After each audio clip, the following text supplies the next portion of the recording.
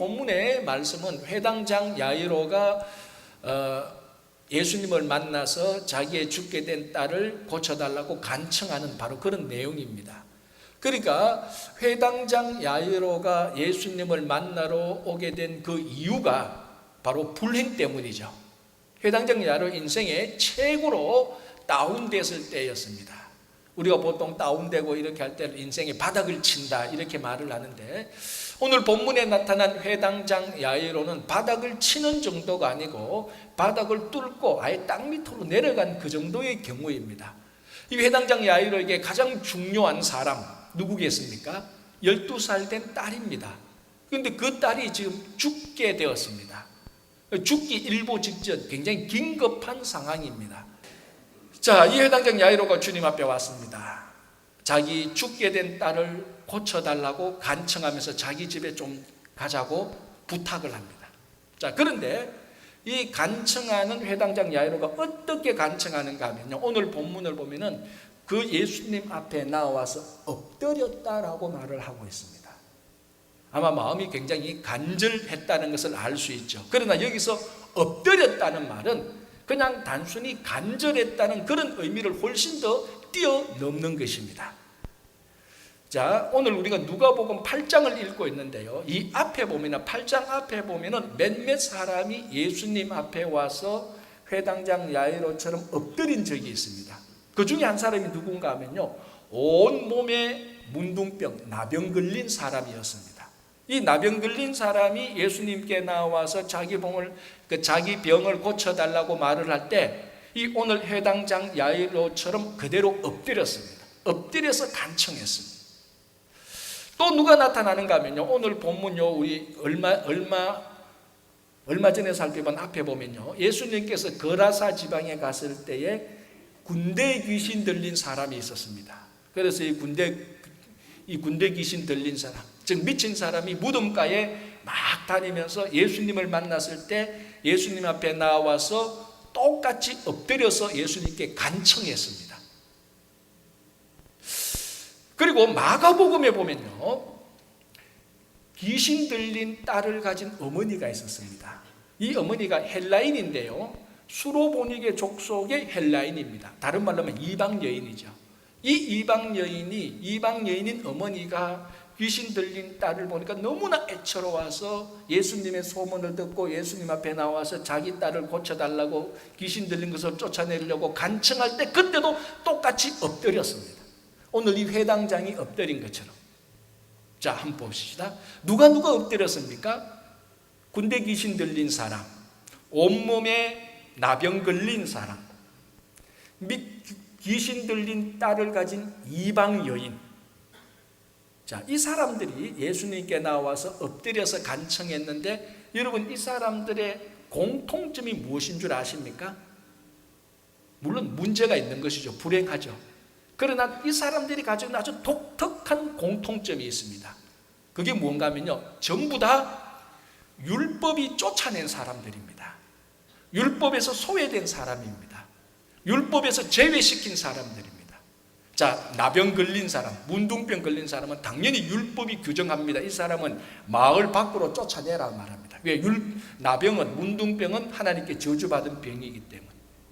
그래서 율법이 저주해서 쫓아낸 사람, 군대 귀신 들린 사람, 당연히 저주받은 사람이죠. 그래서 마을 밖에 무덤가에 살고 있었습니다. 그리고 귀신 들린 딸을 가진 이방 여인, 율법에서 소외된 사람입니다. 전부 다 율법에서 쫓겨난 사람들, 소외된 사람들, 율법에서 제외된 사람들이 자기를 고쳐달라고 주님께 하소연할 때에, 주님께 간청할 때에 나와서 엎드렸는데, 오늘 회당장이 똑같이 그 자리에서 그 사람들처럼 엎드리고 있다는 것입니다. 무슨 말인가 하면요, 회당장은 뭐 하는 사람입니까? 그 마을에 있는 회당에서 율법을 지키고 율법을 가르치고 율법에 따라서 예배를 진행하고 있는 율법의 책임자입니다. 율법의 수호자입니다. 그래서 누구가 율법에서 잘못했다면 그 잘못을 지적하여서 쫓아내는 사람입니다. 다시 말하자면 회당장은 율법을 쫓아내는 회당장은 율법에서 어긋난 사람들, 즉 나병 환자들, 귀신 들린 사람들, 이방 여인들을 율법에서 쫓아내는 사람인데, 이 회당장이 자기가 쫓아낸 사람들이 엎드린 그 자리에 자기가 똑같이 엎드리고 있다는 것입니다. 얼마나 모순입니까?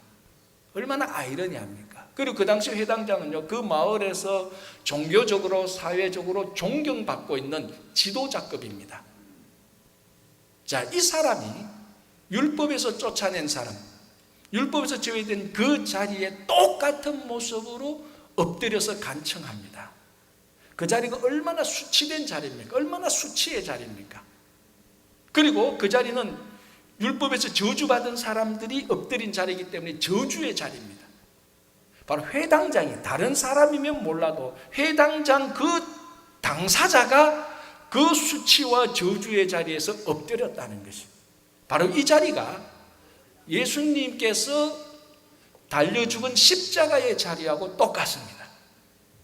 신명기 21장에 우리 잘 아듯이 나무에 달린 자마다 저주받은 자라. 그래서 예수님께서 십자가 나무에 달렸을 때 사람들이 전부 다 예수님을 보고 저주받은 자라고 인식했습니다.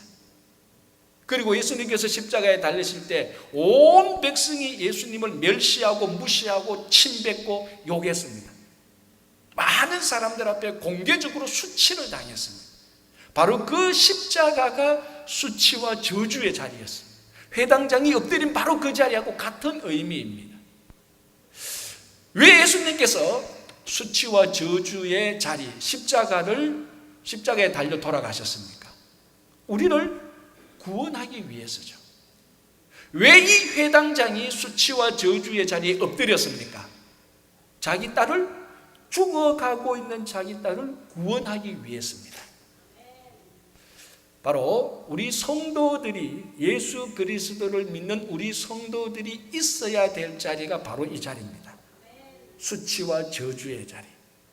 물론 고통스럽고 힘들고 그 자리는 멸시받는 자리고 무시당하는 자리고 오해받는 자리고 인정받지 못하는 자리고 존경받지 못하는 자리입니다. 그러나 여러분, 구원의 자리는 명예와 권력이 있는 자리가 절대로 아닙니다. 사람들한테 인기받는 자리가 구원의 자리에 있었던 적은 한 번도 없습니다. 언제나 구원의 자리는 멸시가 있었고 조롱이 있었고 무시함이 있었고 수치와 저주가 있었습니다. 주님께서 그 자리에서 달려 돌아가셨고 오늘 바로 이 자리에 이 회당장 야이로가 엎드렸습니다. 왜? 구원의 사역을 이루기 위해서라는 것입니다. 그래서 여러분, 어떻게 보면요, 우리가 예수 그리스도를 믿는다는 것은 지금까지 있어왔던 쾌락과 즐거움과 명예와 권력과 인정과 편한 자리에서 수치와 조롱과 멸시의 자리로 옮겨가는 것이 신앙입니다. 그때야, 수치와 저주의 자리에 갈 때야 진짜 구원의 사역이 일어나는 것입니다. 인류 역사적으로 단 한 번도 명예를 누리고 권력을 누리고 물질을 누렸고 과시와 허영을 누리고 사람들한테 인기를 누렸던 사람이 구원의 사역을 이룬 적은 없습니다. 오늘 주님처럼 이 회당장 야이로처럼 수치와 저주의 자리에 들어가서 엎드렸을 때에 구원의 사역이 일어나는 것입니다.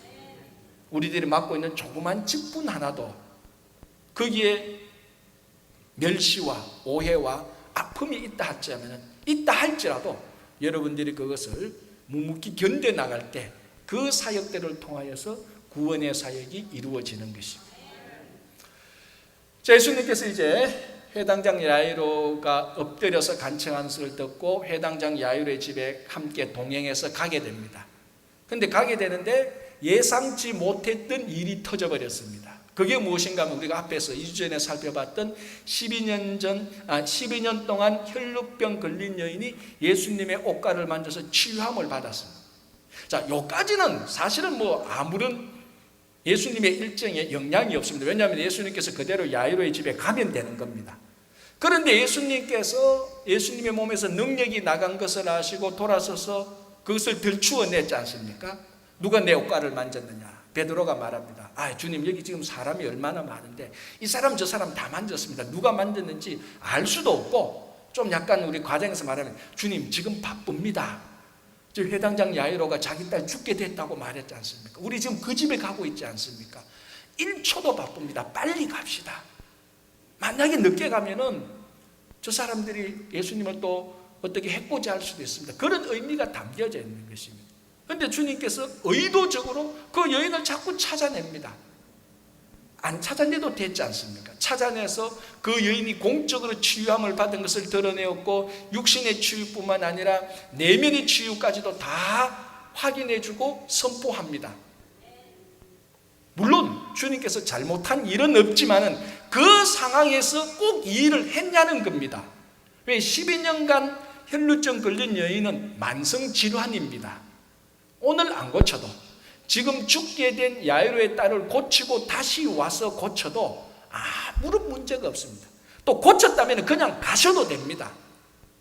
여기는 분명 예수님의 여러 가지 의도가 있습니다. 그래서 지체되었습니다.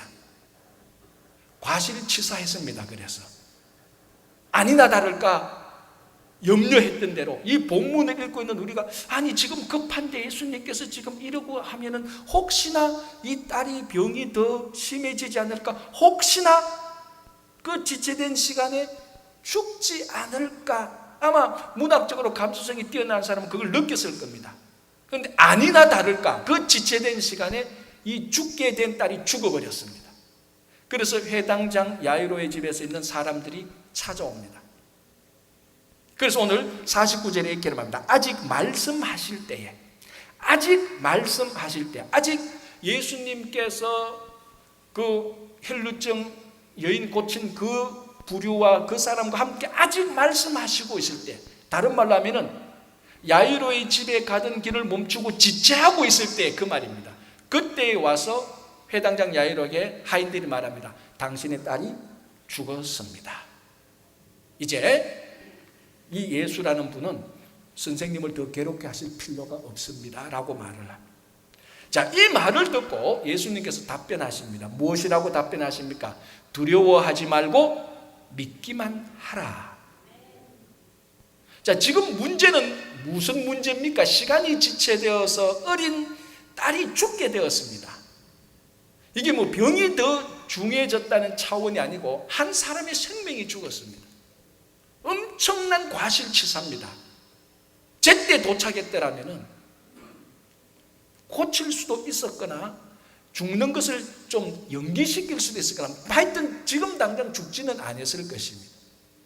그런데 그 시간 지체 때문에 죽었음을 아는 예수님께서 답변을 하시는데 시간과 관련된 일체의 답변은 없습니다. 어떻게 보면 동문서답이죠. 두려워하지 말고 믿기만 하라. 시간적인 답변을 하지 않습니다. 믿음을 가지라고 말씀하고 있습니다. 여러분, 사람이 살아가는 데 있어서 시간과 관련되지 않는 일은 하나도 없습니다. 여러분들이 무슨 일을 해도 모든 것은 다 시간과 관련되어 있습니다. 특별히 오늘 본문은 1초를 다루는 이 긴급한 시간과 관련된 일입니다. 그런데 주님께서는 시간을 싹 무시해버립니다. 두려워하지 말고 믿기만 하라. 우리는 다 시간에 관련되어 있는 연약한 제한된 사람입니다. 그래서 모든 일은 알든 모르든 시간과 관련되어 있는데 주님은 그것을 끊고 믿기만 하라, 믿음과 연결시키기를 원하는 것입니다. 우리의 모든 불행은, 모든 일들은, 모든 관계와 사건들은 전부 다 이 시간이라는 것과 관계되어 있습니다. 연약한 것이죠. 제한된 존재입니다. 이것을 뚫고 지나가는 것은 이제는 시간과 관련된 것이 아니고 믿음과 연관시키라는 것입니다. 모든 일을 믿음과 연결시켜 보면 새롭게 보이는 것입니다. 여러분, 우리가 어릴 때 읽었던 동화 가운데 글리버 여행기라는 게 있습니다. 이제는 글리버라는 사람이 소인국에도 가고 대인국에도 갔는데요. 한 번은 소인국에 가게 됩니다. 난쟁이들이 있는 나라죠. 거기 가다가 포로되어서 이 소인국 사람들한테 생포됩니다. 밧줄로 크게 밧줄로 묶여 놓고 이제 소인국 사람들이 글리버에 있는 소지물을 다 꺼냅니다. 꺼내면서 나름대로 설명을 합니다. 아, 이거는 이렇게 쓰고 저거는 저렇게 사용하는 것이다. 예를 들어서 뭐 숟가락이 나오면 아, 이거는 뭔가 음식물을 먹을 때 사용하는 것 같다. 이렇게 설명하고 다 해석하는데 유일하게 하나를 발견하는데 이거는 어디 쓰는지를 모르는 겁니다. 그게 뭔가 하면은 시계입니다. 회중시계. 그러면서 자기들끼리 모여서 아무리 따져보고 해석을 해도 어디에 사용되는지를 몰라서 하는 말이 이 물건은 이 거인이 섬기는 신인 것 같다. 그렇게 해석을 합니다. 정말 웃기는 얘기죠. 그러나 저자는 이 소인국의 사람을 통하여서 글리브라는 보통 사람이 시간의 노예, 시간을 신처럼 섬기고 있다는 메시지를 주고 있는 것이죠. 여러분, 우리 가운데 시간에 얽매이지 않는 사람은 아무도 없습니다. 그래서 다 시간의 노예하고 마찬가지입니다. 정말 그 소인국의 난장이들이 했던 말이 정확합니다. 시간을 신처럼 섬기고 있구나. 그런 메시지하고 똑같습니다. 오늘 주님께서 글리브와 같은 우리에게 꼭 시간뿐만이 아니라 연약한 제한된 우리에게 이제는 우리 삶의 모든 것을 믿음과 연결시키라는 것입니다. 그래서 시간이 지체되어서 죽었는데 그걸 깡그리 무시하고 두려워하지 말고 믿기만 하라.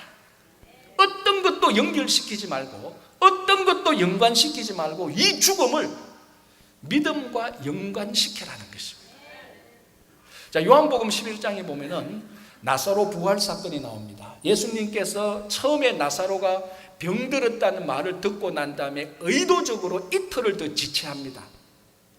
빨리 가야 되는데 이 이틀 동안 안 갑니다. 병들었다는 말을 듣고.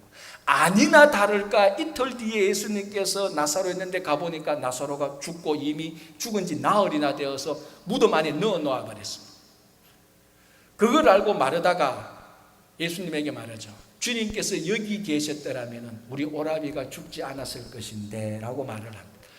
여기서 말하는 여기는 공간 플러스 시간입니다. 마르다가 했던 말이 아니면 주님께서 좀 더 일찍 여기에 계셨더라면 우리 오라비 나사로가 죽지 않았을 것인데 왜 이제 이틀이나 더 늦게 오셔서 우리 오라버니 나사로가 죽게 되었습니까? 이런 하소연입니다. 그때 주님께서 뭐라고 말씀하십니까? 또 시간에 대해서 얘기합니까? 미안하다, 내가 바빠서 늦었는데, 아니면 좀 어떤 일이 있어서 좀 늦었는데, 그런 말은 일체 없습니다. 뭐라고 말씀하십니까? 11장에서 내가 곧 부활이요 생명이니 나를 믿는 자는 죽어도 살겠고 살아서 나를 믿는 자는 영원히 살 것이다. 너가 이것을 믿느냐? 지금 시간 때문에 지체된 것 때문에 나사로가 죽었는데 그에 대한 답변으로 예수님께서는 3번이나 믿음에 대해서 말합니다.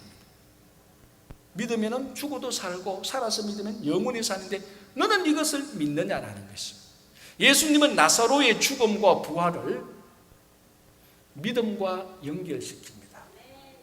똑같죠. 오늘 본문에서 두려워하지 말고 믿기만 하라라는 것입니다. 사람이 시간에 제한받는다는 것은 사람이 연약하고 사람이 무슨 일을 해도 사람에게는 장애물이 있다는 것입니다. 꼭 이렇게 거창하게 말하지 않아도 우리의 일상적인 삶을 보면은 우리가 무슨 일을 할 때 항상 우리들에게는 장애가 있습니다. 우리를 괴롭게 하는 고통스러운 불행이 있습니다. 우리는 그것을 다각면으로 검토하고 연구하고 해석하고 해결점을 찾아냅니다. 그러나 주님께서는 오늘 그 모든 일의 해결점에 우리 인생의 모든 장애물을 뛰어넘는 제한된 시간과 공간에 있는 우리들에게 영원성을 주는 것이 믿음이라고 말을 하는 것입니다. 두려워하지 말고 믿음으로 보라는 것입니다. 시간의 장애물을 뛰어넘을 수 있고 공간의 장애물을 뛰어넘을 수 있고 우리의 생각의 장애물을 뛰어넘을 수 있고 모든 장애물을 뛰어넘을 수 있는 것이 믿음입니다. 그래서 히브리서 11장을 믿음장이라고 말하는데 그 히브리서 11장에서는 구약에 나타나는 믿음의 선진들 16명의 이름을 거론하면서 그분들이 했던 모든 것을 믿음의 눈으로 봅니다. 그래서 히브리서 11장 6절에는 이렇게 말합니다. 하나님께 나아가는 자는 믿음이 없이는 하나님을 기쁘시게 하지 못한다고 말합니다.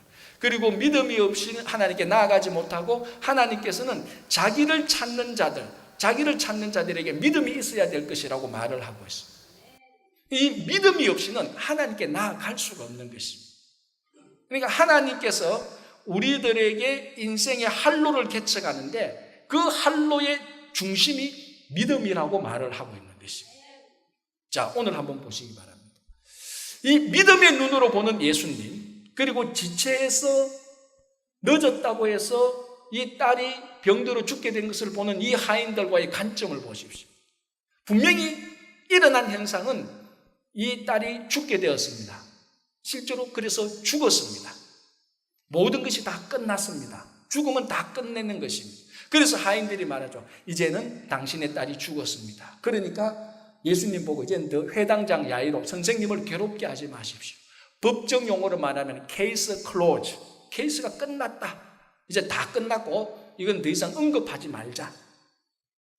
그때 예수님께서 두려워하지 말고 믿기만 하라. 죽음을 보고 끝났다고 말을 했습니다. 그게 세상이 하는 말이죠.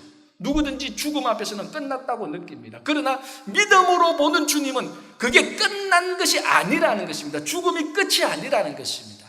두려워하고 믿기만 하라. 그리고 주님께서 마지막에 뭐라고 말씀합니까? 이 아이는 죽은 것이 아니라 잔다.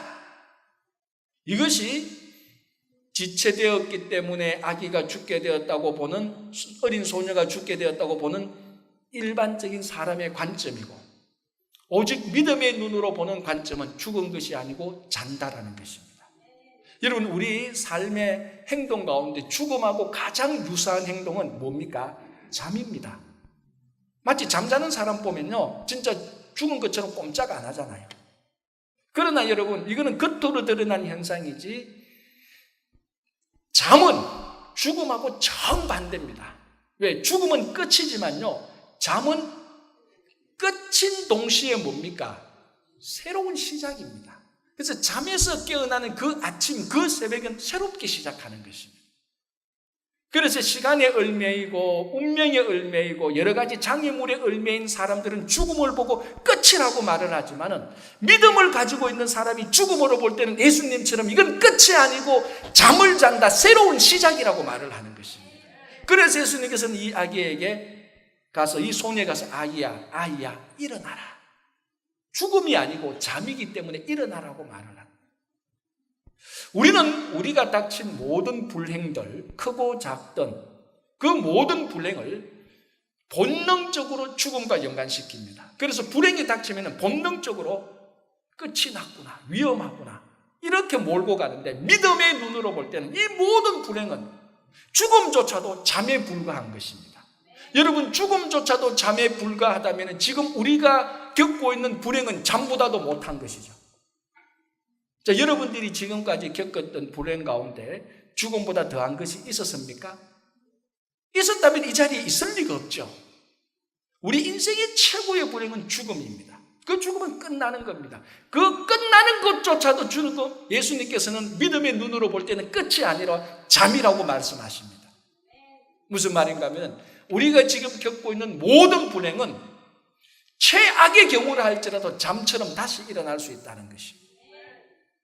그것을 어떻게 확신을 가지느냐? 주님께서 말씀하십니다. 두려워하지 말고 믿기만 하라. 모든 불행에다가 믿음으로 연결시키라는 것입니다. 인생에 일어나는 모든 일에 믿음으로 연결시킬 때에, 특별히 불행이 찾아올 때 믿음으로 연결시킬 때에 그 안에 담겨져 있는 새로운 은혜와 하나님을 만날 수 있는 문을 발견하게 되는 것입니다. 가정에도 일터에도 내 건강을 봐도, 인간관계를 봐도, 내 마음속에 있는 죄책감을 봐도 항상 불안과 불행이 우리를 엄습하고 있습니다. 그러나 오늘 주님께서 이 본문에서 우리들에게 하시는 말씀, 두려워하지 말고 믿기만 하라. 여러분, 불행이 찾아올 때 우리는 그것을 어떤 다른 방법으로 쳐다보지 마시고 어떤 다른 방법으로 해결하기 전에 오늘 주님께서 하신 말씀, 두려워하지 말고 믿음으로 볼 때에 새로운 해결점이 보입니다. 하나님을 만날 수 있는 문이 보이고 그 불행에서 다시 일어날 수 있는 새로운 은혜가 보입니다. 여러분, 어떤 종류의 불행을 겪고 있습니까?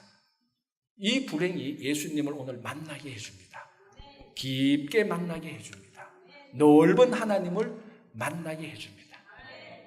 여러분, 그 앞에서 비록 수치와 저주의 자리를 할지라도 거기에 있는 자를 통하여서 하나님께서는 구원의 사역을 사용하십니다.